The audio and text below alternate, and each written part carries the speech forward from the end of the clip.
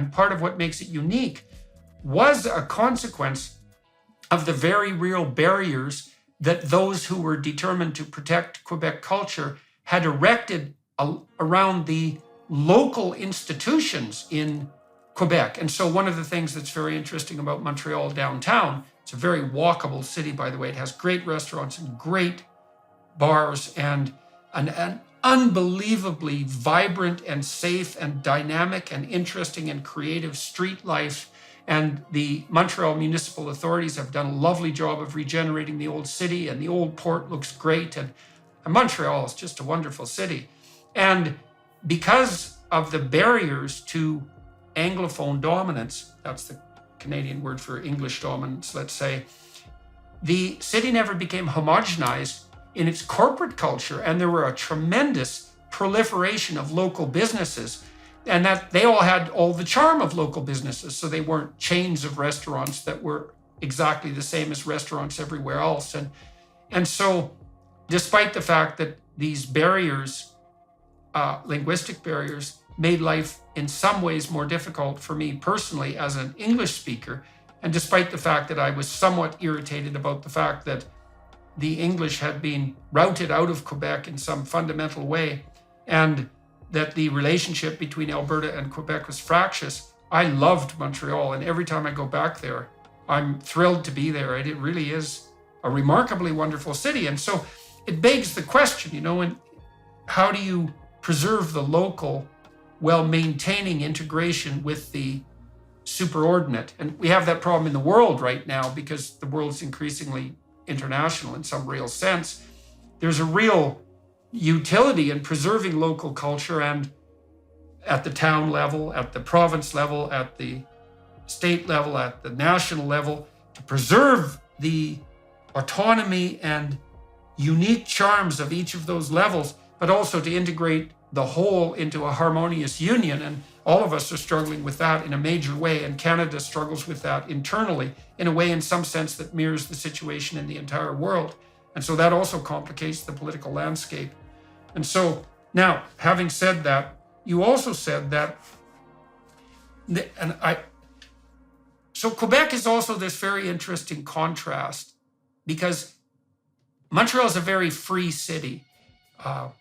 People pursue their own artistic interests. It has a very dynamic street life. People who live in Montreal live there. It isn't a city that feels like it's made up of people who moved there. And it's a very free culture. But Quebec also has this other element, which exists in paradoxical juxtaposition, which is in some ways more authoritarian in its proclivity than any other jurisdiction in Canada. I really saw that when I interacted with the government at the municipal level in Quebec, which was also often breeding all sorts of regulations that were just absolutely unreasonable and that was hard to negotiate with. And you said that Quebec, like France, had implemented extremely stringent COVID lockdowns, which is so much at odds with the spirit of a city like Montreal. And you also pointed out that that's bred a desire for, would you say a desire for the more libertarian kind of conservatism that, if I've got that right, that you represent and would like to make a case for? Yeah, well, you have to understand that, as you rightly pointed out earlier as well, when we talked about the fact that the religious factor was melting down since the 60s, social conservatism in Quebec is almost inexistent. I'm the first openly gay leader of a conservative party in Canada's history, provincial or federal. And it's not a surprise that it's happening here in Quebec, because social conservatism is not part of the coalition of conservatives that we are. We have fiscal conservatives and more libertarian conservatives, but we're very few social conservatives. Do you want to outline the difference between those so that everybody who's listening understands? So you said social, fiscal, and libertarian. It isn't obvious to people what the differentiation between the various forms of conservatism is, especially because the legacy media almost never talks about it. So, yeah. Fiscal conservatism is people who want lower taxes, smaller state, so that's generally speaking how we define fiscal conservatives. Social conservatives are usually more towards moral issues. So it's more, gay rights or abortion or all those hot issues that we hear a lot, and the media talks about a lot about that normally when they talk about conservatives. And the third one is the libertarian. It's the individual rights, the respect for of civic rights, of individual freedoms. So that's more the aspect that the part that I'm in. But as a leader, you have to be representing all the wings within your party.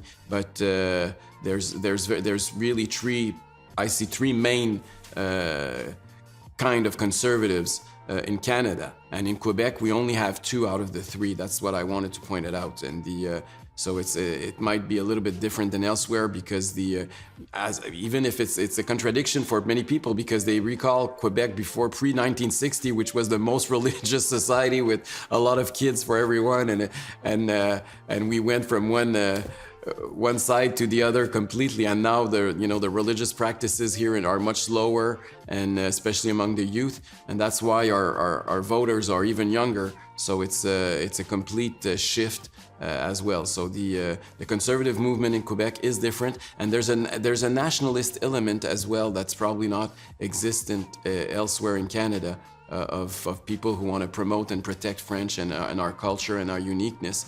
That is because that's also conserving, where we're from and our roots and our heritage. So what is it that you're doing, or the Conservative Party is doing in Quebec specifically, apart from the reaction against the authoritarian clampdowns justified hypothetically by COVID? What do you think that you're doing that's working? Let me give you an example. One of the things I found as I've toured around, and I suppose making a case at least for certain conservative virtues, is that people, particularly young people, seem to respond very well to the idea that there is an intrinsic meaning in life, and that intrinsic meaning is not to be found in the hedonistic, limitless freedom that's characteristic of an impulsive life, but more likely to be found, especially under conditions of duress, as a consequence of adopting the responsibilities of a mature life. And so that would be, existing to some degree in service for other people, especially the people that you love in your family, accepting responsibility for a marriage and a long-term relationship, and accepting responsibility, welcoming it for kids, and taking care of your extended family and serving your community. And this is all something that conservatives can really promote.